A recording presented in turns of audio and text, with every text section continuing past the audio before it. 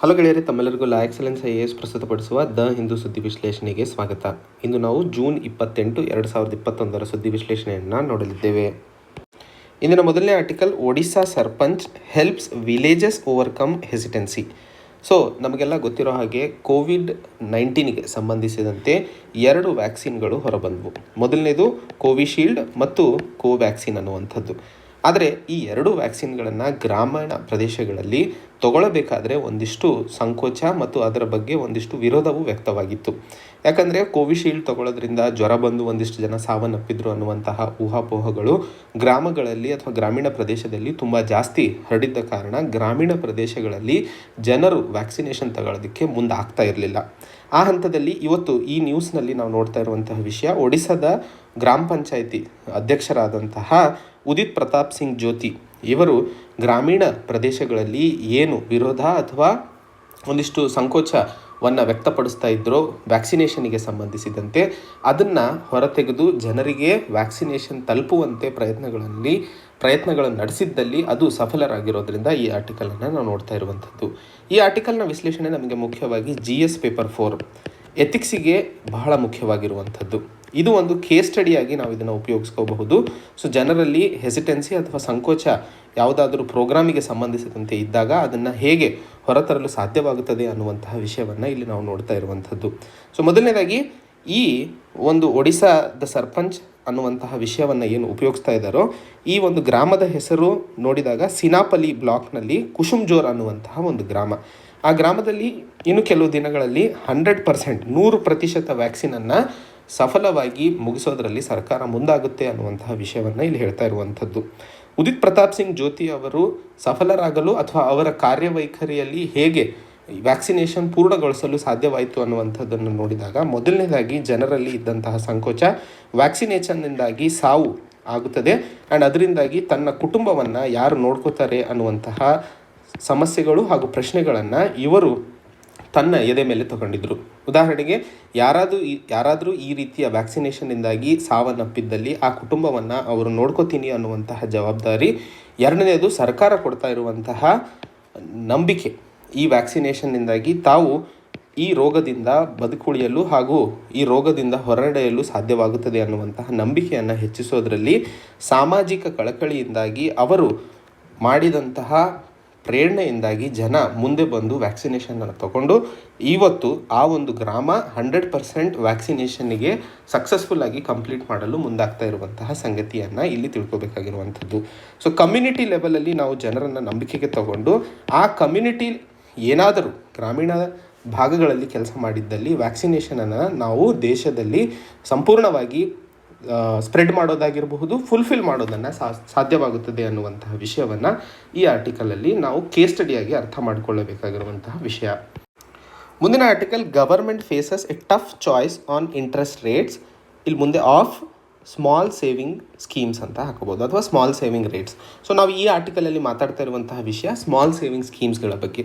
ಈ ಆರ್ಟಿಕಲ್ನ ವಿಶ್ಲೇಷಣೆ ನಮಗೆ GS ಪೇಪರ್ 3 ಎಕಾನಮಿಗೆ ಬಹುಮುಖ್ಯವಾಗಿರುವಂಥದ್ದು. ಈ ಆರ್ಟಿಕಲಲ್ಲಿ ತಾವು ಅರ್ಥ ಮಾಡ್ಕೋಬೇಕಾಗಿರುವಂಥದ್ದು, ಮೊದಲನೇದು ಏನಿದು ಸ್ಮಾಲ್ ಸೇವಿಂಗ್ ಸ್ಕೀಮ್ಸ್ ಆ್ಯಂಡ್ ಇದರಲ್ಲಿ ಮಾಡುವಂತಹ ಇಂಟ್ರೆಸ್ಟ್ ರೇಟ್ಗಳ ಬದಲಾವಣೆಗಳಿಂದಾಗಿ ಯಾಕೆ ಸಮಾಜದಲ್ಲಿ ಅಥವಾ ಆರ್ಥಿಕ ವ್ಯವಸ್ಥೆಯಲ್ಲಿ ಯೋಚನೆ ಮಾಡುವ ಅವಶ್ಯಕತೆ ಇದೆ ಅನ್ನುವಂಥದ್ದನ್ನು ನೋಡಿದಾಗ, ಸ್ಮಾಲ್ ಸೇವಿಂಗ್ ಸ್ಕೀಮ್ಸ್ ಒಂದು ರೀತಿಯ ಡೆಪಾಸಿಟ್ ಮಾಡುವಂತಹ ಯಂತ್ರ.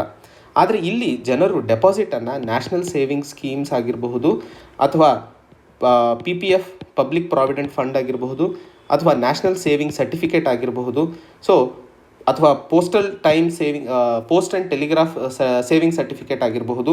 ಸೊ ಈ ರೀತಿಯ ಟೂಲ್ಸ್ಗಳಲ್ಲಿ ಏನಾದರೂ ಸಾಮಾನ್ಯ ಜನರು ಇನ್ವೆಸ್ಟ್ ಮಾಡುವಂಥದ್ದನ್ನು ನಾವು ಸ್ಮಾಲ್ ಸೇವಿಂಗ್ ಸ್ಕೀಮ್ಸ್ ಅಂತೀವಿ ಅಥವಾ ಡೆಪಾಸಿಟ್ ಮಾಡುವಂಥದ್ದು.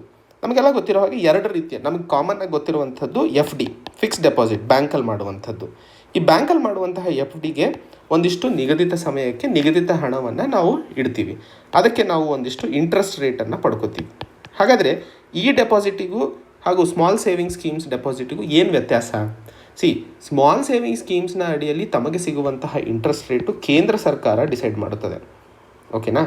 ಸೊ ಕೇಂದ್ರ ಸರ್ಕಾರ ಫೈನಲ್ ಆಗಿ ಡಿಸೈಡ್ ಮಾಡುವಂಥದ್ದು. FDಯಲ್ಲಿ ಸಿಗುವಂಥದ್ದು ಯೂಶಲಿ ಬ್ಯಾಂಕ್, ಅದು RBIನ ನಿರ್ದೇಶನಗಳ ಮೇಲೆ ಡಿಸೈಡ್ ಮಾಡುವಂಥದ್ದು. ಸೊ ಎಫ್ ಡಿಯಲ್ಲಿ ನಮಗೆ ಬೇರೆ ಬೇರೆ ಬ್ಯಾಂಕ್ಗಳಲ್ಲಿ ಸೀನಿಯರ್ ಸಿಟಿಸನ್ಸಿಗೆ ಒಂದು, ನಾರ್ಮಲ್ ಸಿಟಿಸನ್ಸಿಗೆ ಒಂದು, ಮಹಿಳೆಯರಿಗೆ ಒಂದು, ಈ ಇಂಟ್ರೆಸ್ಟ್ ರೇಟ್ಗಳು ವೇರಿ ಆಗ್ತವೆ. ಆದರೆ ಸ್ಮಾಲ್ ಸೇವಿಂಗ್ ಸ್ಕೀಮ್ಸ್ನಲ್ಲಿ ಕೇಂದ್ರ ಸರ್ಕಾರ ಇಂಟ್ರೆಸ್ಟ್ ರೇಟ್ಗಳನ್ನು ಡಿಸೈಡ್ ಮಾಡುವಂಥದ್ದು. ಇದು ಮೊದಲನೇದು. ಎರಡನೇದು, ಎಫ್ ಡಿ ತಾವು ಫಿಕ್ಸ್ಡ್ ಡೆಪಾಸಿಟ್ ಹಾಕಿದಾಗ ಆ ಒಂದು ಮೊತ್ತದ ಮೇಲೆ ತಾವು ಯಾವುದೇ ಲೋನ್ ಆಗಿರಬಹುದು ಅಥವಾ ಆ ಒಂದು ಎಫ್ ಡಿಯನ್ನು ಮಧ್ಯದಲ್ಲಿ ತೆಗೆಯುವಂತಹ ಪ್ರಾವಧಾನಗಳು ಕೊಟ್ಟಿರೋದಿಲ್ಲ. ಬಟ್ ಸ್ಮಾಲ್ ಸೇವಿಂಗ್ ಸ್ಕೀಮ್ಸ್ನಲ್ಲಿ ತಾವು ಲೋನನ್ನು ಪಡೆಯಬಹುದು ಆ ಒಂದು ಡೆಪಾಸಿಟಿಗೆ ಸಂಬಂಧಿಸಿದಂತೆ, ಮತ್ತು ವಿಡ್ರಾವಲ್ ಮಧ್ಯದಲ್ಲಿ ಮಾಡಿಕೊಳ್ಳುವಂತಹ ಪ್ರಾವಧಾನಗಳನ್ನು ಸಹ ತಾವು ಇಲ್ಲಿ ಪಡ್ಕೋಬಹುದು. ಸೊ ಈ ಒಂದು ವಿಷಯವನ್ನು ಸ್ಮಾಲ್ ಸೇವಿಂಗ್ ಸ್ಕೀಮ್ಸಿಗೆ ಸಂಬಂಧಿಸಿದಂತೆ ತಮಗೆ ಅರ್ಥ ಮಾಡಿಕೊಳ್ಳಲು ಹೇಳ್ತಾ ಇರುವಂಥದ್ದು. ಸ್ಮಾಲ್ ಸೇವಿಂಗ್ ಸ್ಕೀಮ್ಸಿಗೆ ಸಂಬಂಧಿಸಿದಂತೆ ಒಂದು ಎಕ್ಸ್ಕ್ಲೂಸಿವ್ ಸಮಗ್ರವಾದಂತಹ ವಿಡಿಯೋವನ್ನು ಲಾ ಎಕ್ಸಲೆನ್ಸ್ ಕಡೆಯಿಂದ ಟಾಪಿಕ್ ವೈಸ್ ವಿಡಿಯೋಸಲ್ಲಿ ತಮಗೆ ಪ್ರಸ್ತುತ ಮಾಡಲಾಗುವಂಥದ್ದು. ಸೊ ಸ್ಮಾಲ್ ಸೇವಿಂಗ್ ಸ್ಕೀಮ್ಸ್ ಬಗ್ಗೆ ತಮಗೆ ಗೊತ್ತಾಯಿತು. ಈ ಸ್ಮಾಲ್ ಸೇವಿಂಗ್ ಸ್ಕೀಮ್ಸ್ ಅಥವಾ ಇದರ ರೇಟ್ ಜೂನ್ 30ಕ್ಕೆ ಕೇಂದ್ರ ಸರ್ಕಾರ ಡೆಡ್ಲೈನ್ ಇರುವಂಥದ್ದು ಬದಲಾವಣೆ ಮಾಡೋದಕ್ಕೋಸ್ಕರ.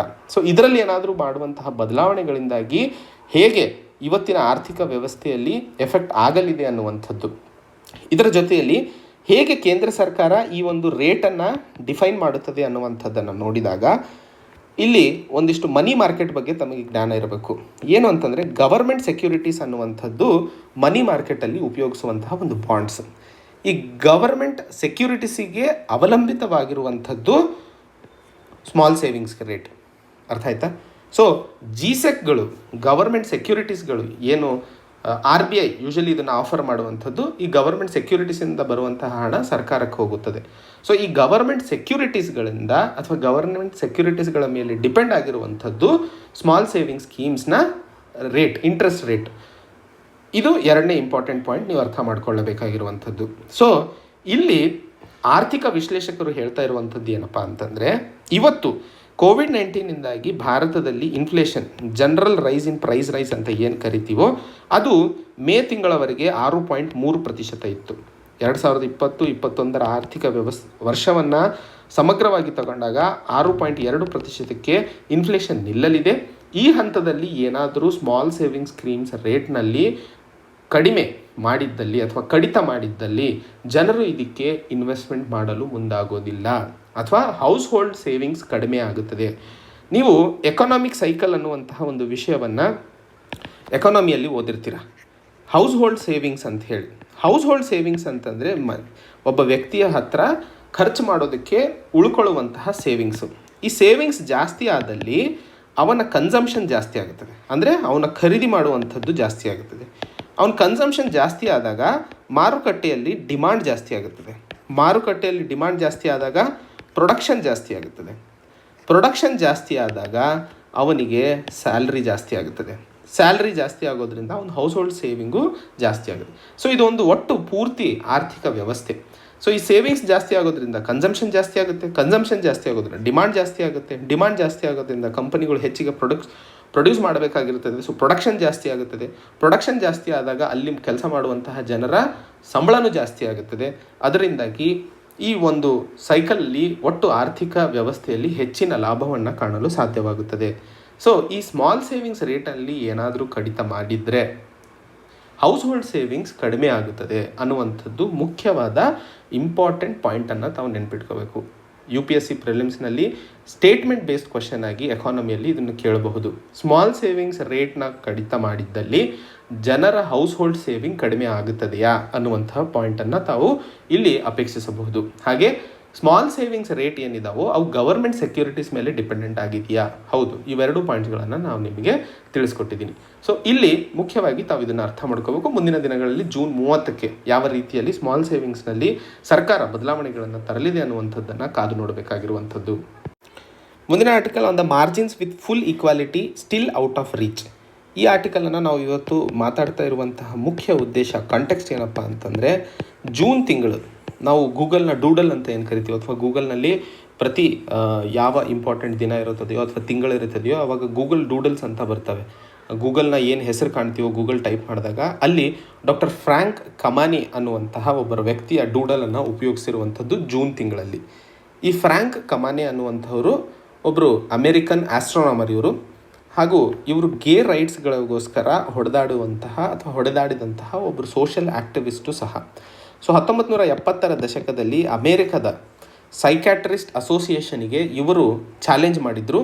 ಯಾಕಂದರೆ ಆ ಸಮಯದಲ್ಲಿ ಅಮೇರಿಕನ್ನ ಸೈಕ್ಯಾಟ್ರಿಕ್ ಅಸೋಸಿಯೇಷನ್ ಅವರು ಈ ಒಂದು ಹೋಮೋಸೆಕ್ಷುಯಾಲಿಟಿಯನ್ನು ಒಂದು ಮಾನಸಿಕ ರೋಗ, ಮೆಂಟಲ್ ಡಿಸಾರ್ಡರ್ ಅಂತಲೇ ಕರೆದಿದ್ರು. ಸೊ ಮಾನಸಿಕ ರೋಗ ಅಂತ ಕರೆದಿದ್ರು ಈ ಒಂದು ಹೋಮೋಸೆಕ್ಷುಯಾಲಿಟಿ, ಅಥವಾ ಲೆಸ್ಬಿಯನ್, ಗೇ ಅಂತ ಏನು ಕರೆಸ್ಕೊಳ್ತಾರೋ ಅವ್ರನ್ನ ಹೋಮೋಸೆಕ್ಷುಯಾಲಿಟಿ ಅಂತ ಕರಿತೀವಿ.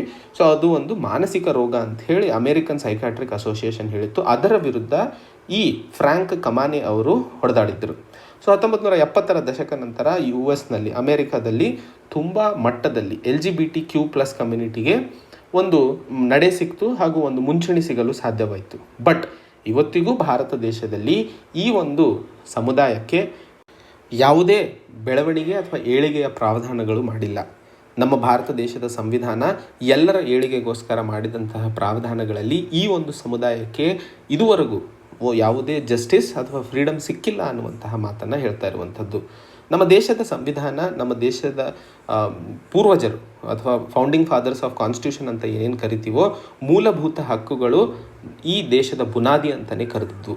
ಆ್ಯಂಡ್ ಈ ದೇಶದ ಬುನಾದಿ ಆದಂತಹ ಪ್ರಜಾಪ್ರಭುತ್ವ ಹಕ್ಕುಗಳು ನಮ್ಮ ಭಾರತದಲ್ಲಿ ಇರುವಂತಹ ಎನ್ಸ್ಲೇವ್ಡ್ ಅಂತಂದರೆ ಆಳಾಗಿರುವಂತಹ ಜನರನ್ನು ಒಂದು ಹೊಸ ಜೀವ, ಒಂದು ಹೊಸ ಸ್ವತಂತ್ರವನ್ನು ಕೊಡೋದಕ್ಕೋಸ್ಕರ ತಂದಂತಹ ಮೂಲಭೂತ ಹಕ್ಕುಗಳು ಅನ್ನುವಂಥದ್ದನ್ನು ನೆನ್ಪಿಟ್ಕೋಬೇಕು. ಬಟ್ ಇವತ್ತಿಗೂ ಈ ಒಂದು ಮಾರ್ಜಿನಲೈಸ್ಡ್ ಸೆಗ್ಮೆಂಟ್ ಅಥವಾ ಈ ಒಂದು ಸಮುದಾಯಕ್ಕೆ LGBTQ ಅಂತ ಏನಿದೆಯೋ ಇದು ಕಷ್ಟಪಡ್ತಾ ಇರುವಂಥದ್ದನ್ನು ನೋಡಿದಾಗ ಅದರಲ್ಲಿ ಬೇಕಾದಂತಹ ಬದಲಾವಣೆಗಳು ಹಾಗೂ ನಮ್ಮ ದೇಶದ ಬೆಳವಣಿಗೆ ಹಾಗೂ ಏಳಿಗೆಯ ಕನಸು ಕಂಡಂತಹ ಸಂದರ್ಭದಲ್ಲಿ ಎಲ್ಲರನ್ನ ಒಳಗೊಂಡಿತ್ತೇ ಹೊರತು ಆ ಒಂದು ಸಮುದಾಯವನ್ನು ಹೊರಗಿಟ್ಟು ಅನ್ನುವಂಥದ್ದನ್ನು ಮುನ್ನಡೆಯಬೇಕು ಅನ್ನುವಂಥದ್ದಲ್ಲ. ಸೊ ಆ ಸಂದರ್ಭದಲ್ಲಿ ಇವತ್ತು LGBTQ ಸಮುದಾಯಕ್ಕೆ ಸಂಬಂಧಿಸಿದಂತೆ ಭಾರತದಲ್ಲಿ ಏನೆಲ್ಲ ಆಗಿದೆ ಆ್ಯಂಡ್ ಇನ್ನು ಏನು ಮಾಡುವ ಅವಶ್ಯಕತೆ ಇದೆ ಅನ್ನುವಂಥದ್ದನ್ನು ಮಾತಾಡಲಿದ್ದೇವೆ. ಮೊದಲನೇದಾಗಿ LGBT ಸಮುದಾಯಕ್ಕೆ ನಮ್ಮ ದೇಶದ ನ್ಯಾಯಾಂಗಣದಲ್ಲಿ ಒಂದಿಷ್ಟು ನ್ಯಾಯ ಸಿಕ್ಕಿರುವಂಥದ್ದು ನಿಜ. ಆದರೆ ಯಾವುದೇ ರೀತಿಯ ಲೆಜಿಸ್ಲೇಟಿವ್ ಲಾ ಇಲ್ಲದೆ ಇರುವಂಥದ್ದು ಈ ಒಂದು ಸಮುದಾಯವನ್ನು ಹಿಂದೆ ಇಕ್ಕಿರುವಂಥದ್ದು. ಇಲ್ಲಿ ಒಂದು ಪುಸ್ತಕದ ಬಗ್ಗೆ ಮಾತಾಡ್ತಾ ಇದ್ದೀವಿ, sex and the supreme court, how the law is upholding the dignity of Indian citizen ಅಂತ ಹೇಳಿ 2020ರಲ್ಲಿ ಬಂದಂತಹ ಒಂದು ಪುಸ್ತಕ ಇದು. Sex and supreme court and ಹೇಗೆ ನಮ್ಮ ದೇಶದ ಲಾ ಏನಿದೆ ಅದು ಪ್ರಜೆಗಳನ್ನು ಹೇಗೆ ಕಾಪಾಡ್ತಾ ಇದೆ ಅನ್ನುವಂಥದ್ದಕ್ಕೆ ಸಂಬಂಧಿಸಿದಂತೆ ಈ ಬುಕ್ನಲ್ಲಿ ಹೇಳ್ತಾ ಇರುವಂಥದ್ದು ಟ್ರೆಡಿಷ್ನಲ್ ಆಗಿ ಸಮಾಜದಲ್ಲಿ ಇರುವಂತಹ ಆಲೋಚನೆ ಈ ಒಂದು ಸಮುದಾಯಕ್ಕೆ ಸಂಬಂಧಿಸಿದಂತೆ ಏನಿದೆಯೋ ಮತ್ತು ಒಬ್ಬ ವ್ಯಕ್ತಿಯ ಮೂಲ ಹಕ್ಕುಗಳು ಏನಿದಾವೋ ಇವೆರಡರ ನಡುವೆ ನಡೀತಾ ಇರುವಂತಹ ಸಂಘರ್ಷದಲ್ಲಿ ನಮ್ಮ ದೇಶದ ಸರ್ವೋಚ್ಚ ನ್ಯಾಯಾಲಯವು ಒಬ್ಬ ಇಂಡಿವಿಜುವಲ್ನ ರೈಟ್ಸ್ ತುಂಬ ಇಂಪಾರ್ಟೆಂಟ್ ಆಗಿರ್ತವೆ, ಒಂದು ಸಮಾಜದ ಪರ್ಸೆಪ್ಷನ್ ಏನಿದೆ ಅನ್ನುವಂಥದ್ದನ್ನು ಪರಿಗಣಿಸಿದರೆ ಅನ್ನುವಂಥದ್ದು ಹೇಳಿರುವಂಥದ್ದು. ಈ ಒಂದು ಆರ್ಟಿಕಲ್ನಲ್ಲಿ ಸರ್ವೋಚ್ಚ ನ್ಯಾಯಾಲಯದಲ್ಲಿ Navtej Singh Johar and others versus union of India ಅನ್ನುವಂತಹ ಒಂದು ಕೇಸನ್ನು ತಾವು ಇಲ್ಲಿ ನೋಟ್ ಮಾಡ್ಕೋಬೇಕು. ಈ ಒಂದು LGBT ಸಮುದಾಯಕ್ಕೆ ಸಂಬಂಧಿಸಿದಂತೆ ಯಾವುದೇ ಮೇನ್ಸ್ನಲ್ಲಿ ಪ್ರಶ್ನೆಗಳು ಬಂದಾಗ. So Navtej Singh Johar versus union of India 2018ರಲ್ಲಿ ಬಂದಂತಹ ಒಂದು ಸರ್ವೋಚ್ಚ ನ್ಯಾಯಾಲಯದ ತೀರ್ಪು. ಈ ತೀರ್ಪಿನಲ್ಲಿ ಸೆಕ್ಷನ್ 377ರ ಅಡಿಯಲ್ಲಿ ಇಂಡಿಯನ್ ಪೀನಲ್ ಕೋಡ್ ಸೆಕ್ಷನ್ ಏನಿತ್ತೋ ಅದರ ಅಡಿಯಲ್ಲಿ ಹೋಮೋಸೆಕ್ಷುವಲ್ ಬಿಹೇವಿಯರ್ ಏನು ಅಡಲ್ಟ್ಸ್ಗಳ ಮಧ್ಯೆ ಇರುತ್ತದೆಯೋ ಅದು ಅನ್ಕಾನ್ಸ್ಟಿಟ್ಯೂಷನಲ್ ಆಗಿದೆ, ಇರ್ರ್ಯಾಷನಲ್ ಆಗಿದೆ ಮತ್ತು ಇಂಡಿಫೆನ್ಸಬಲ್ ಆಗಿದೆ ಅನ್ನುವಂಥದ್ದನ್ನು ಸರ್ವೋಚ್ಚ ನ್ಯಾಯಾಲಯವು ಹೇಳಿತ್ತು. ಒಟ್ಟಾರೆ ಈ ಒಂದು ತೀರ್ಪಿನ ಅಡಿಯಲ್ಲಿ ಸೆಕ್ಷನ್ 377ನ್ನು ಪೂರ್ತಿಯಾಗಿ ತಿರಸ್ಕರಿಸಿತ್ತು ಸರ್ವೋಚ್ಚ ನ್ಯಾಯಾಲಯ. ಇದರ ನಂತರ LGBT ಸಮುದಾಯಕ್ಕೆ ಒಂದು ಹರ್ಷದ ಸಂಗತಿ ಇತ್ತು ಕಿ ಸಂವಿಧಾನದ ನ್ಯಾಯಾಂಗಣದಲ್ಲಾದರೂ ನಮಗೆ ಒಂದು ನ್ಯಾಯ ಸಿಕ್ತು ಆ್ಯಂಡ್ ಮುಂದಿನ ದಿನಗಳಲ್ಲಿ ನಮಗೆ ಸಮಾಜದಲ್ಲೂ ಇದಕ್ಕೆ ಸಂಬಂಧಿಸಿದಂತೆ ನ್ಯಾಯ ಸಿಗಲಿದೆ ಅನ್ನುವಂಥದ್ದನ್ನು. ಈ ಒಂದು ತೀರ್ಪಿನ ಮುಂಚೆ 2009ರಲ್ಲಿ ದೆಹಲಿ ಉಚ್ಚ ನ್ಯಾಯಾಲಯವು Naz foundation versus government of national capital of territory ಅಂದರೆ NCT ಆಫ್ ಡೆಲ್ಲಿ ಅನ್ನುವಂತಹ ಒಂದು ಕೇಸ್ನಲ್ಲಿ ಈ ಹೋಮೋಸೆಕ್ಷುಯಾಲಿಟಿಯನ್ನು ಈಕ್ವಲ್ ಜೂರಿಸ್ಪ್ರುಡೆನ್ಸ್ ಸಿಗಬೇಕು ಆ್ಯಂಡ್ ಸೆಕ್ಷನ್ 377 ಏನಿದೆಯೋ ಅದು ಆರ್ಟಿಕಲ್ 14 ತಮಗೆಲ್ಲ ಗೊತ್ತಿದೆ. ಆರ್ಟಿಕಲ್ 14 ಒಂದು ಮೂಲಭೂತ ಹಕ್ಕಾಗಿದ್ದು ಅದು ಸಮಾಜದಲ್ಲಿ ಸಮಾನತೆಯನ್ನು ಕಾಪಾಡೋದಕ್ಕೆ, ರಕ್ಷಿಸೋದಕ್ಕೆ ಇರುವಂತಹ ಒಂದು ಮೂಲಭೂತ ಹಕ್ಕು, ರೈಟ್ ಟು ಈಕ್ವಾಲಿಟಿ ಅಂತ ಮಾತಾಡುತ್ತದೆ. ಸೊ ಆ ಒಂದು ಸನ್ನಿವೇಶದಲ್ಲಿ ಆರ್ಟಿಕಲ್ 14 ವೈಲೇಟ್ ಆಗ್ತಾ ಇದೆ ಆ್ಯಂಡ್ ಸೆಕ್ಷನ್ 377 ತೆಗೆದು ಹಾಕಬೇಕು ಅನ್ನುವಂತಹ ತೀರ್ಪನ್ನು 2009ರಲ್ಲಿ ದೆಹಲಿ ನ್ಯಾಯಾಲಯವು ಈ ಒಂದು ತೀರ್ಪನ್ನು ಕೊಟ್ಟಿತ್ತು. ಇದೇ ಸಂದರ್ಭದಲ್ಲಿ 2013ರಲ್ಲೂ ಒಂದು ತೀರ್ಪು ಬಂದಿರುವಂಥದ್ದನ್ನು ತಾವು ನೆನಪಿಟ್ಕೋಬೇಕು. ಸುರೇಶ್ ಕುಮಾರ್ ಕೌಸಲ್ ವರ್ಸಸ್ ನಾಸ್ ಫೌಂಡೇಶನ್ ಅಂತ ಹೇಳಿ. ಈ ಒಂದು ತೀರ್ಪಿನ ಅಡಿಯಲ್ಲಿ ಸೆಕ್ಷನ್ 377 ವಾಪಸ್ ಇಂಡಿಯನ್ ಪೀನಲ್ ಕೋಡಿಗೆ ತಂದು ಇಡಲಾಗಿತ್ತು. ಅಂದರೆ 2009ರಲ್ಲಿ ದೆಹಲಿ ನ್ಯಾಯಾಲಯವು ಅದನ್ನು ತೆಗೆದುಹಾಕಿತ್ತು. 2013ರಲ್ಲಿ ಮತ್ತೆ ಸೆಕ್ಷನ್ 377 ಲೀಗಲ್ ಅಂತ ಹೇಳಿ ಗ್ರಾಂಟ್ ಮಾಡಲಾಗಿತ್ತು. ಆದರೆ 2018ರಲ್ಲಿ ನಡೆದಂತಹ Navtej Singh Johar and others versus union of India ಕೇಸ್ನಲ್ಲಿ ಸೆಕ್ಷನ್ 377 ನಮ್ಮ ದೇಶದ ಸಾಂವಿಧಾನಿಕ ಸರ್ವೋಚ್ಚ ನ್ಯಾಯಾಲಯವೇ ಅದನ್ನು ಹೊರತೆಗೆದು ಹಾಕಿರುವಂಥದ್ದು ಹರ್ಷದ ಸಂಗತಿ. ಸೊ ಇದು ಒಂದು ಜರ್ನಿ. 2009ರಲ್ಲಿ ಏನಾಯಿತು, 2013ರಲ್ಲಿ ಏನಾಯಿತು, 2018ರಲ್ಲಿ ಏನಾಯಿತು ಅನ್ನುವಂಥದ್ದು. ಇವೆಲ್ಲ ಆದ ನಂತರವೂ ಸಹ ಇವತ್ತಿಗೂ ಈ ಸಮುದಾಯಕ್ಕೆ ಉದ್ಯೋಗಾವಕಾಶಗಳಲ್ಲಿ, ಆರೋಗ್ಯ ಕ್ಷೇತ್ರದಲ್ಲಿ ಮತ್ತು ತನ್ನ ಪರ್ಸನಲ್ ರಿಲೇಷನ್ಶಿಪ್ಪಿಗೆ ಸಂಬಂಧಿಸಿದಂತೆ ಯಾವುದೇ ಸಮಾನತೆ ಸಿಗದೇ ಇರುವಂಥದ್ದು ದುರ್ದಾಯಕ ಅನ್ನುವಂಥದ್ದನ್ನು ಹೇಳ್ತಾ ಇರುವಂಥದ್ದು. ಲೀಗಲ್ ಸ್ಯಾಂಕ್ಷನ್ಸ್ಗಳ ಬಗ್ಗೆ ಮಾತಾಡಿದಾಗ ಕೇಂದ್ರ ಸರ್ಕಾರವು ಸೇಮ್ ಸೆಕ್ಸ್ ಮ್ಯಾರೇಜಿಗೆ ಬೇಕಾದಂತಹ ಲೀಗಲ್ ಒಪಿನಿಯನ್ ಅಥವಾ ಲೀಗಲ್ ಸ್ಯಾಂಕ್ಷನ್ಸ್ಗಳನ್ನು ಕೊಡಲು ಮುಂದಾಗ್ತಾ ಇಲ್ಲ. ಸರ್ವೋಚ್ಚ ನ್ಯಾಯಾಲಯವು ಸೆಕ್ಷನ್ 377 IPC ಕೆಳಗಡೆ ತೆಗೆದು ಹಾಕಿರಬಹುದು. ಮೂಲಭೂತ ಹಕ್ಕನ್ನು ಪರಿಗಣನೆಗೆ ತಗೊಂಡು ಆರ್ಟಿಕಲ್ 14 ಅಡಿಯಲ್ಲಿ ತೆಗೆದು ಹಾಕಿರಬಹುದು. ಆದರೆ ಅದರಿಂದಾಗಿ ಕೇಂದ್ರ ಸರ್ಕಾರ ಸೇಮ್ ಸೆಕ್ಸ್ ಕಪಲ್ಸ್ಗೆ ಮದುವೆ ಆಗೋದಕ್ಕೆ ಮಸೂದೆಯನ್ನು ತರಬೇಕಾಗಿರುವಂಥದ್ದು ಅನಿವಾರ್ಯವಲ್ಲ ಅನ್ನುವಂಥದ್ದು ಕೇಂದ್ರ ಸರ್ಕಾರದ ಮಾತಾಗಿರುವಂಥದ್ದು. ಇದೇ ಸಂದರ್ಭದಲ್ಲಿ US ಸುಪ್ರೀಂ ಕೋರ್ಟ್ನಲ್ಲಿ ನಡೆದಂತಹ ಒಬೆರ್ಜಿ ಫೆಲ್ ವರ್ಸಸ್ ಹಾಡ್ಜಸ್ ಅಂತ ಹೇಳಿ 2015ರಲ್ಲಿ ಒಂದು ಕೇಸ್ ಕೊಡಲಾಗಿತ್ತು. ಆ ಕೇಸ್ನಲ್ಲಿ ಇದ್ದಂತಹ ಜಸ್ಟಿಸ್ ಆಂಟೋನಿ ಕೆನಡಿ ಅವರು ಈ ಒಂದು ಸಮುದಾಯದ ಮಾನಸಿಕ ಮತ್ತು ಸಾಮಾಜಿಕ ಬೆಲೆಯನ್ನು ಸರ್ವೋಚ್ಚ ನ್ಯಾಯಾಲಯವು ಪರಿಗಣನೆಗೆ ತಗೊಂಡು ಅವರ ಮದುವೆಗೆ ಹಾಗೂ ಅವರಿಗೆ ಬೇಕಾದಂತಹ ಮಾನವ ಹಕ್ಕುಗಳು ಏನು ಮದುವೆಗೆ ಸಂಬಂಧಿಸಿದಂತೆ ಇದಾವೋ ಸಮಾಜದಲ್ಲಿ ಅದನ್ನು ಕೊಡಬೇಕಾಗಿರುವಂಥದ್ದು ನಮ್ಮ ಧರ್ಮ ಅಂಥೇಳಿ ಒಬೆರ್ಜೆ ಫೆಲ್ ವರ್ಸಸ್ ಹಾಡ್ಜಸ್ 2015ರ ಸರ್ವೋಚ್ಚ ನ್ಯಾಯಾಲಯ ಅಮೆರಿಕದ ಕೋರ್ಟು ಈ ತೀರ್ಪನ್ನು ಕೊಟ್ಟಿತ್ತು. ಇವತ್ತು 2021ರಲ್ಲಿ ಇಡೀ ಪ್ರಪಂಚದಲ್ಲಿ ಒಟ್ಟು 21 ರಾಷ್ಟ್ರಗಳು ಸೇಮ್ ಸೆಕ್ಸ್ ಮ್ಯಾರೇಜಸನ್ನು ಲೀಗಲ್ ಆಗಿ ನಡೆಯುವಂತಹ ಪ್ರಾವಧಾನಗಳನ್ನು ಮಾಡಿರುವಂಥದ್ದು. ಭಾರತ ಈ ಒಂದು ನಿಗದಿತ ದಾರಿಯನ್ನು ನೋಡಿ ಅಥವಾ ಬೇರೆ ರಾಷ್ಟ್ರಗಳಿಂದ ಕಲಿಯುವ ಅವಶ್ಯಕತೆ ಇದೆ ಅನ್ನುವಂಥದ್ದನ್ನು ಹೇಳ್ತಾ ಇರುವಂಥದ್ದು. Article 14 right to equality, article 15 discrimination ಬಗ್ಗೆ ಮಾತಾಡ್ತದೆ. ಇದರ ಬಗ್ಗೆ ತಾವು ಹಿಂದಿನ ಆರ್ಟಿಕಲ್ಸ್ಗಳಲ್ಲೂ ಕಮೆಂಟ್ ಸೆಕ್ಷನಲ್ಲಿ ಬಹಳಷ್ಟು ಜನ ಮಾಡಿದ್ರಿ, ತುಂಬ ಖುಷಿ ಆಯಿತು ಅದನ್ನು ನೋಡಿ. ಸೊ ಆರ್ಟಿಕಲ್ 15ರಲ್ಲಿ ಬದಲಾವಣೆಗಳು ತರುವ ಅವಶ್ಯಕತೆ ಇದೆ. ಆರ್ಟಿಕಲ್ 15 ಇವತ್ತು discrimination by the state on the ground of religion, ಧರ್ಮ, race, caste, sex or place of birth or any of them ಅಂತ ಅನ್ನುವಂಥದ್ದನ್ನು ಹೇಳ್ತಾ ಇರುವಂಥದ್ದು. ಮೇ 1996ರಲ್ಲಿ ಸೌತ್ ಆಫ್ರಿಕಾದ ಸಂವಿಧಾನವನ್ನು ಬದಲಾವಣೆ ಮಾಡಲಾಯಿತು. ಈ ಪ್ರಾಹಿಬಿಷನ್ ಆ್ಯಂಡ್ ಡಿಸ್ಕ್ರಿಮಿನೇಷನ್ ಏನಿದೆಯೋ ಇದರಲ್ಲಿ ಸೆಕ್ಷುವಲ್ ಓರಿಯೆಂಟೇಷನನ್ನು ಇನ್ಕ್ಲೂಡ್ ಮಾಡೋದಕ್ಕೋಸ್ಕರ ಸೆಕ್ಷನ್ 9 ಸಬ್ ಕ್ಲಾಸ್ 3 ಏನು ಸೌತ್ ಆಫ್ರಿಕಾದ ಸಂವಿಧಾನ ಇದೆಯೋ ಅದರಲ್ಲಿ race, gender, sex, pregnancy, marital status, ethnic or social religion ಇವೆಲ್ಲವನ್ನು ಬದಿಗಿಟ್ಟು ಸೆಕ್ಷುವಲ್ ಓರಿಯೆಂಟೇಷನನ್ನು ಸಹ ಇನ್ಕ್ಲೂಡ್ ಮಾಡಿರುವಂಥದ್ದು. ಸೊ ಯಾವ ದೇಶದಲ್ಲಿ ಗಾಂಧೀಜಿಯವರು ಬದಲಾವಣೆಗೋಸ್ಕರ ಹೊಡೆದಾಡಿದ್ರೋ ಇವತ್ತು ಗಾಂಧೀಜಿಯ ದೇಶ ಅಥವಾ ಗಾಂಧೀಜಿಯ ರಾಷ್ಟ್ರ ಮಂಡೇಲಾ ಅವರ ರಾಷ್ಟ್ರದಿಂದ ಕಲಿಯುವ ಅವಶ್ಯಕತೆ ಇದೆ. ಆ ಒಂದು ನಿಟ್ಟಿನಲ್ಲಿ ಭಾರತದಲ್ಲೂ ಸಹ ಆರ್ಟಿಕಲ್ 15ರಲ್ಲಿ ಏನೆಲ್ಲ ಪ್ರಾವಧಾನಗಳನ್ನು ಬದಲಾವಣೆ ಮಾಡುವ ಅವಶ್ಯಕತೆ ಇದೆಯೋ ಅದನ್ನು ಪರಿಗಣನೆಗೆ ತಗೊಳ್ಳುವ ಅವಶ್ಯಕತೆ ಇದೆ ಅನ್ನುವಂಥದ್ದನ್ನು ಹೇಳ್ತಾ ಇರುವಂಥದ್ದು. ಇದೇ ಹಂತದಲ್ಲಿ ಯುನೈಟೆಡ್ ಕಿಂಗ್ಡಮ್ನಲ್ಲಿ ಅಲೆನ್ ಟ್ಯೂರಿಂಗ್ ಲಾ ಅಂಥೇಳಿ 2017ರಲ್ಲಿ ಪಾಸ್ ಮಾಡಲಾಯಿತು. ಅಲೆನ್ ಟ್ಯೂರಿಂಗ್ ತಮಗೆಲ್ಲ ಗೊತ್ತಿರೋ ಹಾಗೆ ವರ್ಲ್ಡ್ ವಾರ್ 2ರ ಸಮಯದಲ್ಲಿ ಇವರು ಒಂದು ಕೋಡನ್ನು ಬ್ರೇಕ್ ಮಾಡಿದರು ಆ್ಯಂಡ್ ಇವರು ಕಂಪ್ಯೂಟಿಂಗ್ ಜೀನಿಯಸ್ ಅಂತಲೇ ಕರೆಸ್ಕೊಂಡಿದ್ರು. ಇವರ ಹೆಸರಿನಲ್ಲಿ ಈ ಒಂದು ಲಾ ಅನ್ನು ಪಾಸ್ ಮಾಡಿರುವಂಥದ್ದು. 1952ರ ಸಮಯದಲ್ಲಿ ಇವರು ಹೋಮೋಸೆಕ್ಷುಯಾಲಿಟಿಯನ್ನು ಸಪೋರ್ಟ್ ಮಾಡಿರುವಂತಹ ಹಂತದಲ್ಲಿ ಇವರಿಗೆ ಜೈಲು ಶಿಕ್ಷೆ ಆಗಿತ್ತು. ಸೊ ಆ ಹಂತದಲ್ಲಿ ಅವರ ನೆನಪಿಗೋಸ್ಕರ ಈ 2017ರ ಸಮಯದಲ್ಲಿ ಯುನೈಟೆಡ್ ಕಿಂಗ್ಡಮ್ ಈ ಒಂದು ಲಾ ಮಸೂದೆಯನ್ನು ತಂದು ಯಾರೆಲ್ಲ ಹೋಮೋಸೆಕ್ಷುಯಾಲಿಟಿಗೆ ಸಂಬಂಧಿಸಿದಂತೆ ಜೈಲಾಗಿದ್ದಾರೋ ಅವರನ್ನು ಫ್ರೀಡಮ್ ಕೊಡಲಾಯಿತು ಅಥವಾ ಅವರನ್ನು ಜೈಲಿಂದ ಹೊರತರಲಾಯಿತು. ಅದೇ ನಡೆಯಲ್ಲಿ ಇವತ್ತು ಭಾರತ ಆ ರೀತಿಯ ಒಂದು ಲಾ ಅನ್ನು ತಂದು ಯಾರೆಲ್ಲ ಸೆಕ್ಷುವಲ್ ಕಾನ್ಷಿಯನ್ಸ್ನಿಂದಾಗಿ ಪ್ರಿಸ್ನರ್ಸ್ ಆಗಿ ಜೈಲುಗಳಲ್ಲಿ ಉಳ್ಕೊಂಡಿದ್ದಾರೋ ಅವರನ್ನು ಹೊರತರುವ ಅವಶ್ಯಕತೆ ಇದೆ. Navtej Singh Johar and others versus union of India ಅಂತ ಹೇಳಿ 2018ರ ಕೇಸ್ ಬಗ್ಗೆ ಮಾತಾಡ್ತಾ ಇದ್ವೋ ಅದರಲ್ಲಿ ಸರ್ಕಾರ ಸೆನ್ಸಿಟಿವ್ ಆಗುವ ಅವಶ್ಯಕತೆ ಇದೆ ಜನರಲ್ ಪಬ್ಲಿಕ್ಕಿಗೆ ಸಂಬಂಧಿಸಿದಂತೆ. ಆ್ಯಂಡ್ ಜನರಲ್ ಪಬ್ಲಿಕ್ಕಿಗೆ ಅರ್ಥೈಸುವ ಅವಶ್ಯಕತೆ ಇದೆ ಈ ಸಮುದಾಯಕ್ಕೆ ಸಂಬಂಧಿಸಿದಂತೆ. ಎಲ್ಲಿಯವರೆಗೆ ಸರ್ಕಾರ ಈ ಸಮುದಾಯವನ್ನು ಕೈ ಹಿಡಿದು ಮುಂತರೋದಿಲ್ಲವೋ ಅಲ್ಲಿಯವರೆಗೆ ಸಮಾಜದಲ್ಲಿ ಈ ಒಂದು ಸಮುದಾಯಕ್ಕೆ ಯಾವುದೇ ರೀತಿಯಾದ ನ್ಯಾಯ ಕಲ್ಪಿಸಲು ಸಾಧ್ಯವಾಗೋದಿಲ್ಲ ಅನ್ನುವಂಥದ್ದನ್ನು ರೋಹಿಂಗ್ಟನ್ ಎಫ್ ನರಿಮನ್ ಅವರು ಈ ಒಂದು ತೀರ್ಪಿನಲ್ಲಿ ಹೇಳಿದ್ದರು. ಸೊ ಸ್ಕೂಲ್ಸ್ ಆ್ಯಂಡ್ ಯೂನಿವರ್ಸಿಟೀಸಲ್ಲಿ ಇರುವಂತಹ ವಿದ್ಯಾರ್ಥಿಗಳಿಗೆ ಈ ಒಂದು ಸಮುದಾಯದ ಬಗ್ಗೆ, ಸೆಕ್ಷುಯಾಲಿಟಿಯ ಬಗ್ಗೆ ಸೆನ್ಸಿಟೈಸ್ ಮಾಡುವ ಅವಶ್ಯಕತೆ ಇದೆ. ಆ್ಯಂಡ್ ಏನೆಲ್ಲ ಊಹಾಪೋಹಗಳು ಈ ಒಂದು ಸಮುದಾಯಕ್ಕೆ ಸಂಬಂಧಿಸಿದಂತೆ ನೆಗೆಟಿವ್ ಆಗಿದಾವೋ ಅದನ್ನು ಸಮಾಜದಿಂದ ತೆಗೆಯುವಂತಹ ಪ್ರಯತ್ನಗಳು ನಡೆಸುವ ಅವಶ್ಯಕತೆ ಇದೆ. ಸೊ ಈ ಹಂತದಲ್ಲಿ ನಮ್ಮ ಸಂವಿಧಾನದಲ್ಲಿ ಇರುವಂತಹ ಪ್ರಾವಧಾನ ನಮ್ಮ ದೇಶದಲ್ಲಿ ಇರುವಂತಹ ಯಾವುದೇ ರೀತಿಯ ಜನರಾಗಿರಬಹುದು ಅವರೆಲ್ಲರಿಗೂ ಮೂಲಭೂತ ಹಕ್ಕು ಸಮಾನವಾಗಿರುವಂಥದ್ದು. ಅವರಿಗೋಸ್ಕರ ಸರ್ಕಾರ ಪ್ರಯತ್ನಗಳನ್ನು ನಡೆಸುವ ಅವಶ್ಯಕತೆ ಇದೆ. ನ್ಯಾಯಾಂಗಣದಲ್ಲಿ ನ್ಯಾಯ ಸಿಕ್ಕರೂ ಸಹ ಇವತ್ತಿಗೂ ಈ ಜನ ಯಾವುದೇ ಮಸೂದೆ ಇಲ್ಲದೆ ಇರೋ ಕಾರಣಕ್ಕೆ ದೇಶದಲ್ಲಿ ಇನ್ನೂ ಹಿನ್ನಡತೆಯನ್ನು ಹೊಂದಿರುವಂಥವರು. ಇವರ ಏಳಿಗೆಗೋಸ್ಕರ ದೇಶ ಪ್ರಪಂಚದಲ್ಲೇ ಇರುವಂತಹ 29 ರಾಷ್ಟ್ರಗಳು ತಗೊಂಡಂತಹ ನಿಲುವುಗಳನ್ನು ಅರ್ಥೈಸಿಕೊಂಡು ಅದೇ ನಿಟ್ಟಿನಲ್ಲಿ ನಡೆದರೂ ಸಹ ಈ ಸಮಾಜಕ್ಕೆ ಒಂದಿಷ್ಟು ಒಳಿತಾಗಲಿದೆ ಅನ್ನುವಂಥದ್ದನ್ನು ಅರ್ಥೈಸ್ಕೊಳ್ಳಬೇಕಾಗಿರುವಂಥದ್ದು.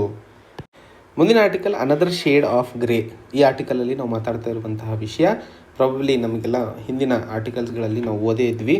ಪಾಕಿಸ್ತಾನವನ್ನು ಫೈನಾನ್ಷಿಯಲ್ ಆ್ಯಕ್ಷನ್ ಟಾಸ್ಕ್ ಫೋರ್ಸ್ನ ಲಿಸ್ಟಿಂಗ್ನಲ್ಲಿ ಗ್ರೇ ಲಿಸ್ಟಲ್ಲಿ ಹಾಕಲಾಗಿತ್ತು. ಸೊ ಈ ಒಂದು ಗ್ರೇ ಲಿಸ್ಟಿಂದ ಹೊರಬರಲು ಪಾಕಿಸ್ತಾನ ತುಂಬ ಪ್ರಯತ್ನಗಳನ್ನು ಮಾಡ್ತಾ ಇದ್ದು ಇವಾಗ 39 ರಾಷ್ಟ್ರಗಳು ಒಳಗೊಂಡಂತಹ ಫೈನಾನ್ಷಿಯಲ್ ಆ್ಯಕ್ಷನ್ ಟಾಸ್ಕ್ ಫೋರ್ಸ್ ಇನ್ನೂ ಕೆಲವು ದಿನಗಳ ಕಾಲ ಪಾಕಿಸ್ತಾನ ಗ್ರೇ ಲಿಸ್ಟಲ್ಲಿ ಉಳ್ಕೊಳ್ಳಲಿದೆ ಅನ್ನುವಂತಹ ಮಾಹಿತಿಯನ್ನು ಹೇಳಿರುವಂತಹ ಸಂದರ್ಭದಲ್ಲಿ ಈ ಆರ್ಟಿಕಲ್ನ ನಾವು ನೋಡ್ತಾ ಇರುವಂಥದ್ದು.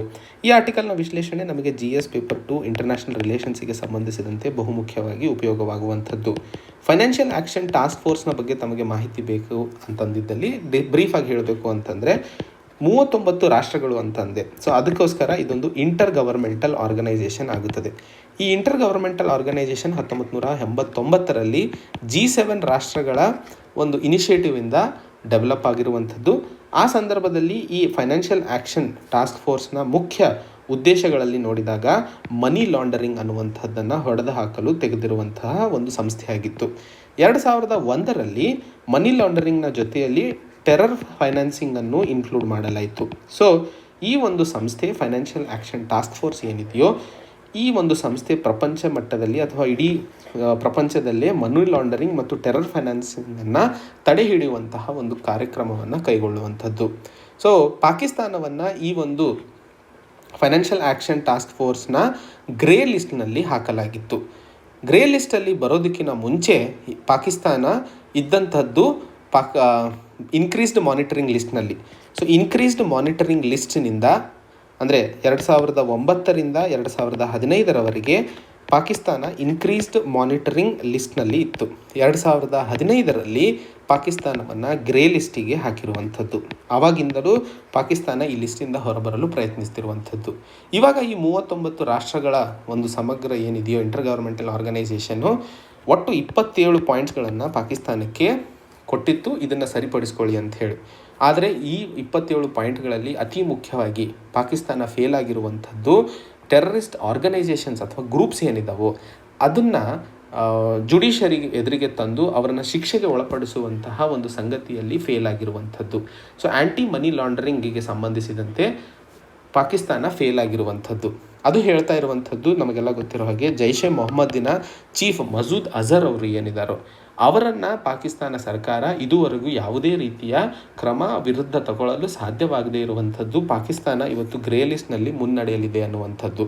ಫೈನಾನ್ಷಿಯಲ್ ಆ್ಯಕ್ಷನ್ ಟಾಸ್ಕ್ ಫೋರ್ಸ್ ಏನಿದೆಯಲ್ಲ ಇದು ಯುನೈಟೆಡ್ ನೇಷನ್ಸ್ ಸೆಕ್ಯೂರಿಟಿಯ ಸಹಭಾಗಿತ್ವದಲ್ಲಿ ಅಥವಾ ಅದರ ಜೊತೆಯಲ್ಲೇ ಕೆಲಸ ಮಾಡುವಂಥದ್ದು.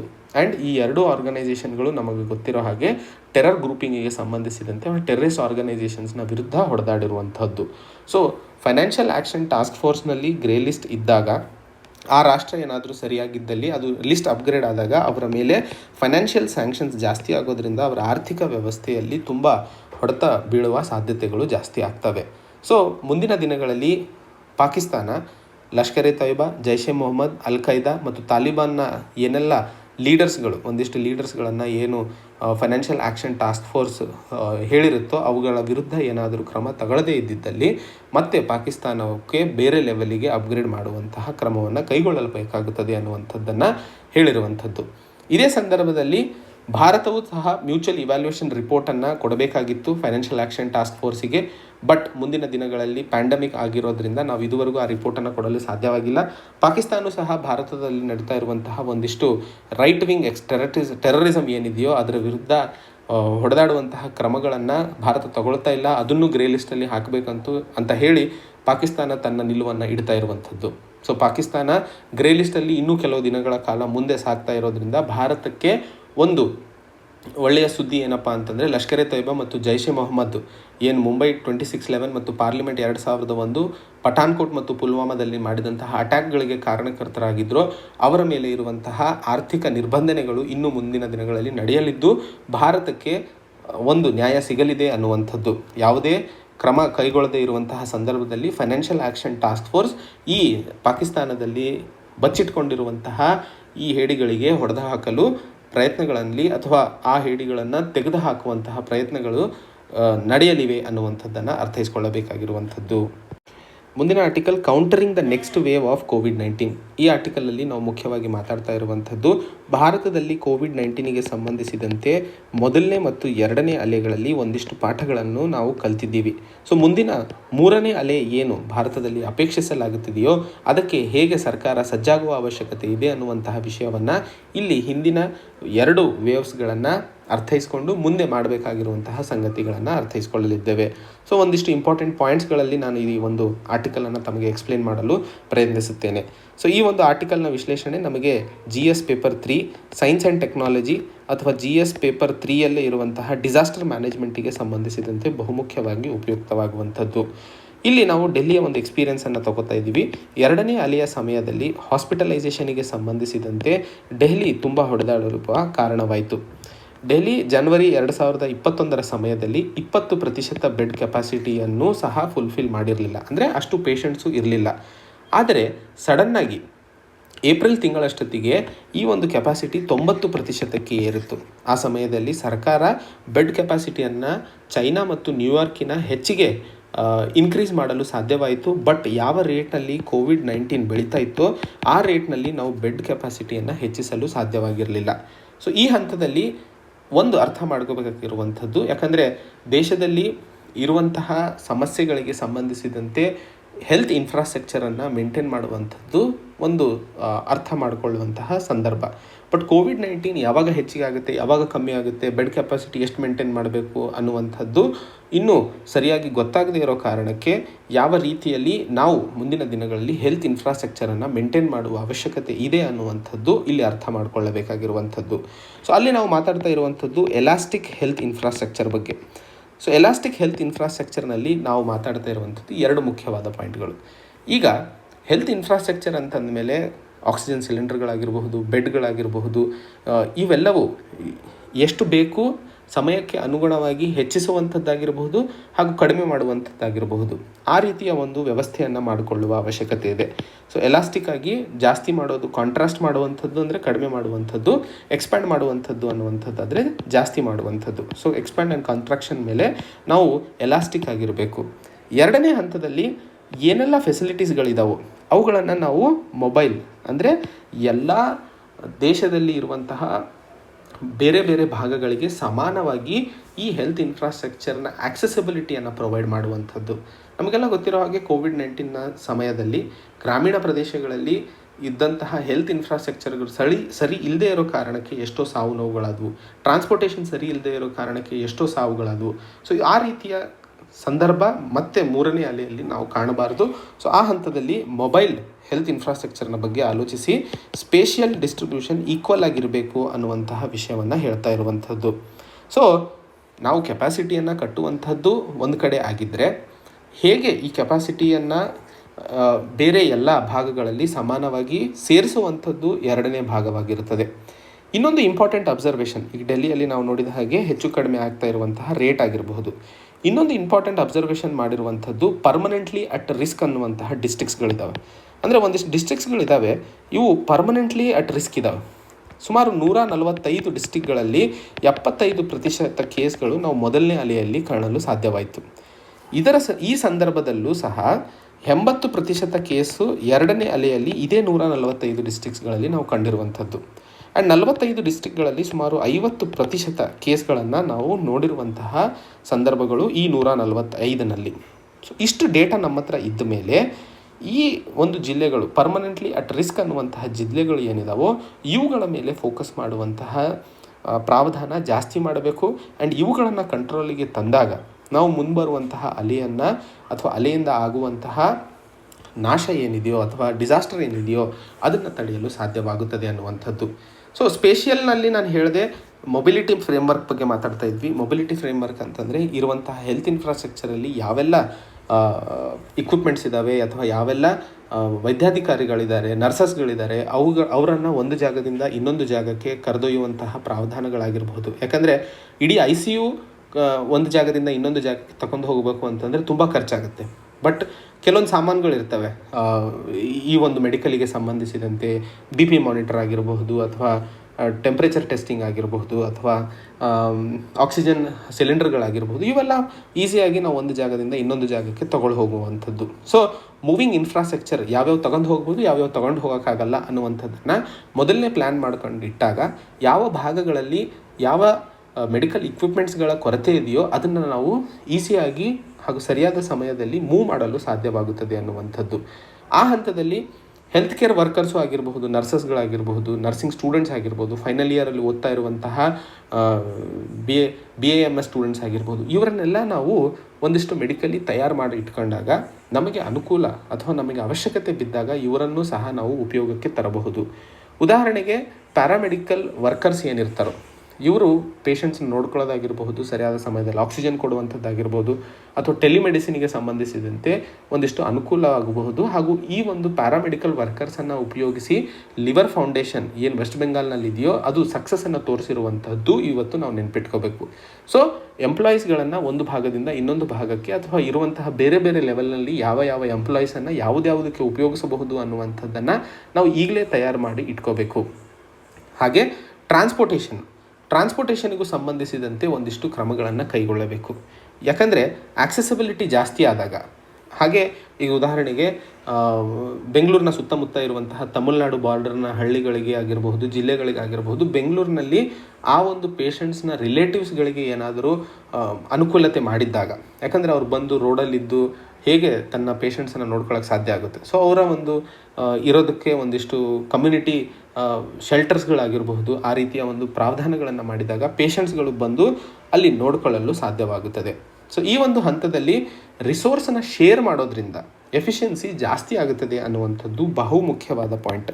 ಸೊ ರಿಸೋರ್ಸ್ ಶೇರಿಂಗ್ ಅನ್ನುವಂಥದ್ದು ಎಫಿಷಿಯನ್ಸಿಯನ್ನು ಹೆಚ್ಚಿಸುತ್ತದೆ. ಸೊ ಆ ಹಂತದಲ್ಲಿ 2 ಮುಖ್ಯವಾದ ಪಾಯಿಂಟ್ಗಳು ರಿಸೋರ್ಸ್ ಶೇರಿಂಗ್ ಅಂದರೆ ಏನು ಅಂತಂದರೆ, ಮೊದಲನೇದು ನಂಬಿಕೆ ಏನಪ್ಪ ಅಂತಂದರೆ ರಿಸೋರ್ಸ್ನ ನಾನು ನಿನಗೆ ಕೊಡ್ತೀನಿ, ಬಟ್ ನನಗೆ ಅವಶ್ಯಕತೆ ಇದ್ದಾಗ ನೀನು ನನಗೆ ವಾಪಸ್ ಕೊಡ್ತೀಯಾ ಅನ್ನುವಂಥದ್ದು ಮೊದಲನೇದು ಎಲ್ಲ ರಾಜ್ಯಗಳಿಗೆ ಹಾಗೂ ಜಿಲ್ಲೆಗಳಿಗೆ, ಸಿಟಿಗಳ ನಡುವೆ ಆ ನಂಬಿಕೆ ಬರಬೇಕು. ಸೊ ಆ ನಂಬಿಕೆ ಮತ್ತು ಕೋಆರ್ಡಿನೇಷನ್ನಲ್ಲಿ ಏನಾದರೂ ನಾವು ವರ್ಕ್ ಮಾಡಿದ್ದಲ್ಲಿ ನಮ್ಮ ಹತ್ರ ಇರುವಂತಹ ರಿಸೋರ್ಸಸ್ಗಳನ್ನು ಸರಿಯಾಗಿ ಉಪಯೋಗಿಸಿಕೊಳ್ಳಲು ಸಾಧ್ಯವಾಗುತ್ತದೆ ಅನ್ನುವಂಥದ್ದು. ಸೊ COVID-19ಗೆ ಸಂಬಂಧಿಸಿದಂತೆ ಮೊದಲನೇದು ಪರ್ಮನೆಂಟ್ಲಿ ರಿಸ್ಕ್ ಡಿಸ್ಟ್ರಿಕ್ಟ್ಸ್ಗಳು ಅಂಥೇಳಿ 145 ಡಿಸ್ಟ್ರಿಕ್ಟ್ ಇದಾವೆ, ಅವ್ರನ್ನ ಇಂಪಾರ್ಟೆಂಟಾಗಿ ಫೋಕಸ್ ಮಾಡಬೇಕಾಗಿರುವಂಥದ್ದು.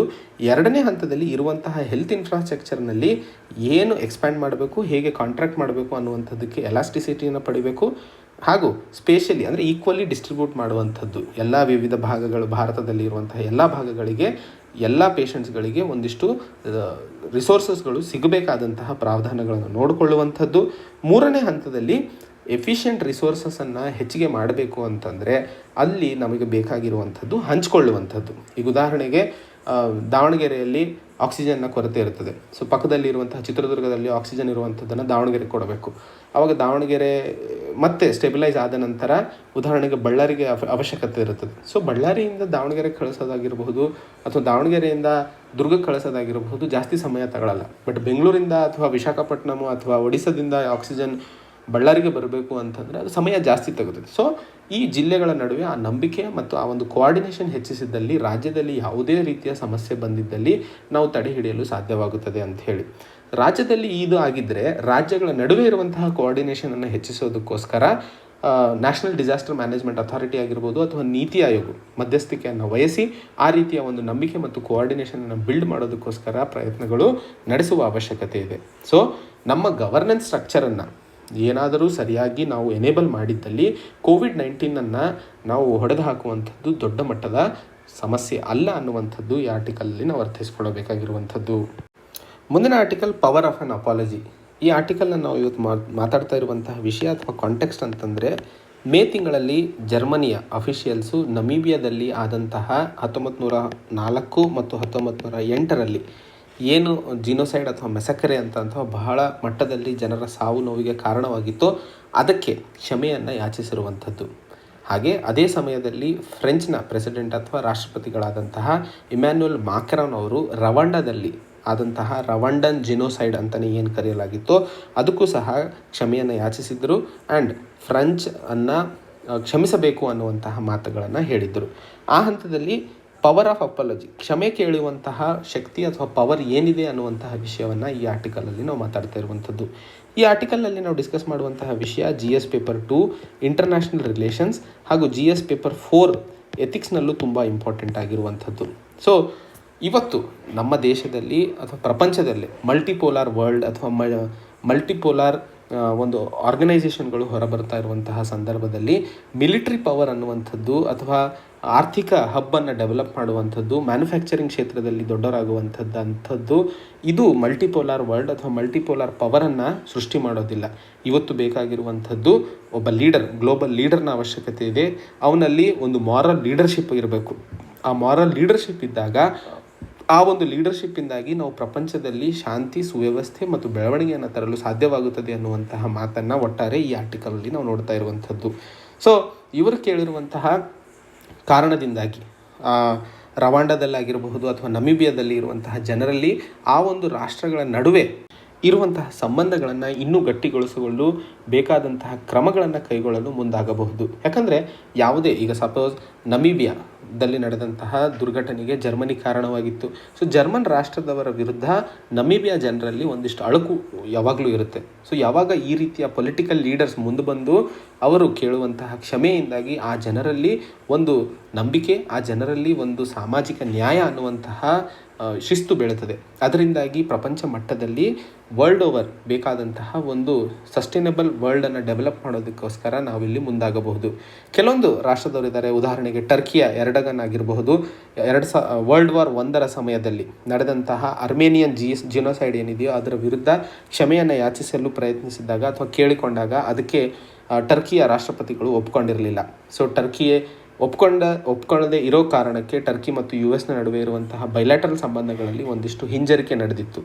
ಸೊ ಇಲ್ಲಿ ಹೇಳ್ತಾ ಇರುವಂಥದ್ದು ಆ ಸಮಯದಲ್ಲಿ ಸುಮಾರು 1.5 ಮಿಲಿಯನ್ ಅರ್ಮೇನಿಯನ್ಸರನ್ನು ಒಟ್ಟೋಮನ್ ಎಂಪೈರಲ್ಲಿ ಏನಿದ್ರೋ ವರ್ಲ್ಡ್ ವಾರ್ 1 ಸಮಯದಲ್ಲಿ ಅವರನ್ನು ಕೊಂದು ಹಾಕಲಾಗಿತ್ತು. ಅದರ ವಿರುದ್ಧ ಎರ್ಡಗನ್ ಅವ್ರು ಹೇಳ್ತಾ ಇರುವಂಥದ್ದು, ನಾನು ಇವತ್ತು ಏನಾದರೂ ಕ್ಷಮೆ ಯಾಚಿಸಿದರೆ ಅದು ನನ್ನ ವೀಕ್ನೆಸ್ ಅಂತ ಕಾಣುತ್ತದೆ, ಅದಕ್ಕೋಸ್ಕರ ನಾನು ಕ್ಷಮೆ ಕೇಳೋದಿಲ್ಲ ಅಂಥೇಳಿ. But Canadian prime minister Justin Trudeau ಅವರು ಹೇಳ್ತಾ ಇರುವಂಥದ್ದು, ಕ್ಷಮೆ ಯಾಚಿಸೋದ್ರಿಂದ ನಾವು ವೀಕ್ ಆಗೋದಲ್ಲ, ಕ್ಷಮೆ ಯಾಚಿಸೋದ್ರಿಂದ ನಾವು ಒಬ್ಬರ ಮನಸ್ಥಿತಿಯನ್ನು, ಒಬ್ಬರ ನೋವನ್ನು ಅರ್ಥೈಸ್ಕೊಳ್ತಾ ಇದ್ದೀವಿ ಆ್ಯಂಡ್ ಹಿಂದೆ ಆದಂತಹ ತಪ್ಪನ್ನು ಮತ್ತೆ ಮುಂದೊಂದು ದಿನ ಆಗೋದಿಲ್ಲ ಅನ್ನುವಂತಹ ನಂಬಿಕೆಯನ್ನು ಆ ಜನರಲ್ಲಿ ನಾವು ಹುಟ್ಟಿಸ್ತಾ ಇದ್ದೀವಿ ಅನ್ನುವಂತಹ ಮಾತನ್ನು ಕೆನಡಿಯನ್ ಪ್ರೈಮ್ ಮಿನಿಸ್ಟರ್ ಅವರು ತುಂಬ ಚೆನ್ನಾಗಿ ಹೇಳಿರುವಂಥದ್ದು ಇಲ್ಲಿ ನೀವು ನೆನ್ಪಿಟ್ಕೋಬೇಕು. ಸೊ ಈ ಒಂದು ಮಾತುಗಳನ್ನು ನೋಡಿದಾಗ 1914ರಲ್ಲಿ ಕೆನಡಾ ಸರ್ಕಾರ ಏನು ಕಮಗಟಮಾರು ಇನ್ಸಿಡೆಂಟ್ ಅಂತ ತಮಗೆಲ್ಲ ನೆನಪೇ ಇದೆ. ಆ ಒಂದು ಕಮಗಟಮಾರು ಶಿಪ್ ಏನಿತ್ತೋ ಸೌತ್ ಏಷ್ಯನ್ ಮೈಗ್ರೆಂಟ್ಸ್ ಮತ್ತು ಹೆಚ್ಚಿಗೆ 6 ಜನ ಅದರಲ್ಲಿ ಇದ್ದರು. ಆ ಒಂದು ಶಿಪ್ಪನ್ನು ವಾಪಸ್ ಕಳಿಸಲಾಗಿತ್ತು 1914ರಲ್ಲಿ. ಕೆನಡಾದಲ್ಲಿ ಇಳಿಯಲು ಬಿಟ್ಟಿರಲಿಲ್ಲ ಆ ಒಂದು ಮೈಗ್ರೆಂಟ್ಸ್ಗಳನ್ನು. ಅದರಿಂದಾಗಿ ಬ್ರಿಟಿಷ್ ಆ ಶಿಪ್ನಲ್ಲಿ ಬರ್ತಾ ಇರುವಂಥವರು ರೆವಲ್ಯೂಷನರಿ ಅಂತ ಹೇಳಿ ಅಟ್ಯಾಕ್ ಮಾಡಿಬಿಟ್ಟು ಎಲ್ಲ ಶಿಪ್ಪಲ್ಲಿ ಇರುವಂತಹ ಜನರನ್ನು ಸಾಯಿಸಿತ್ತು. ಕೊಮಗಟಮಾರು ಇನ್ಸಿಡೆಂಟ್ ಅಂತಲೇ ಕರೀತಾರೆ. ನೀವು ಬೇಕಾದರೆ ಅದನ್ನು ಒಂದ್ಸರಿ ಗೂಗಲ್ ಮಾಡಿ ಅದ್ರ ಬಗ್ಗೆ ಸಂಕ್ಷಿಪ್ತ ವಿವರಣೆಯನ್ನು ಅರ್ಥೈಸ್ಕೊಳ್ಳಿ. ಸೊ ಇಂಡಿಯನ್ ಮಾಡರ್ನ್ ಹಿಸ್ಟ್ರಿಯಲ್ಲಿ ಈ ಕೊಮಗಾಟುಮಾರು ಇನ್ಸಿಡೆಂಟ್ ತುಂಬ ಇಂಪಾರ್ಟೆಂಟ್ ಆಗಿರುವಂಥದ್ದು. ಇಲ್ಲಿ ತಮ್ಮ ಇನ್ಫಾರ್ಮೇಷನಿಗೆ ಬರಿತೀನಿ. ಕೊಮಗಾಟುಮಾರು ಇನ್ಸಿಡೆಂಟ್ ಅಂಥೇಳಿ 1914ರಲ್ಲಿ ಆದಂತಹ ಒಂದು ಸನ್ನಿವೇಶಕ್ಕೆ ಕೆನಡಾ ಇವತ್ತು ಕ್ಷಮೆಯನ್ನು ಯಾಚಿಸ್ತಾ ಇರುವಂಥದ್ದು ಭಾರತಕ್ಕೆ. ಸೊ ಈ ರೀತಿಯ ಕ್ಷಮೆ ಕೇಳೋದ್ರಿಂದ ಯಾವ ವ್ಯಕ್ತಿಯೂ ಸಣ್ಣವನಾಗೋದಿಲ್ಲ ಅಥವಾ ವೀಕ್ ಅಂತ ತೋರಿಸ್ಕೊಳ್ಳೋದಿಲ್ಲ. ಇದರಿಂದಾಗಿ ಜನರಲ್ಲಿ ಒಂದು ನಂಬಿಕೆ ಹುಟ್ಟುತ್ತದೆ, ಒಂದು ಕಂಪ್ಯಾಷನ್ ಮತ್ತು ಹ್ಯುಮಿಲಿಟಿ ಮತ್ತು ಕರೇಜ್ ಜಾಸ್ತಿ ಆಗುತ್ತದೆ ಅನ್ನುವಂಥದ್ದನ್ನು ಈ ಆರ್ಟಿಕಲಲ್ಲಿ ಒಟ್ಟಾರೆ ನಾವು ಅರ್ಥ ಮಾಡಿಕೊಳ್ಳಬೇಕಾಗಿರುವಂಥದ್ದು. ಸೊ ಇದು ಇವತ್ತಿನ ಸುದ್ದಿ ವಿಶ್ಲೇಷಣೆಗಳೇ. ಮತ್ತೆ ಹೊಸ ಸಂಚಿಕೆಯೊಂದಿಗೆ ಭೇಟಿಯಾಗೋಣ. ಅಲ್ಲಿಯವರೆಗೆ ಜೈ ಹಿಂದ್, ಜೈ ಕರ್ನಾಟಕ.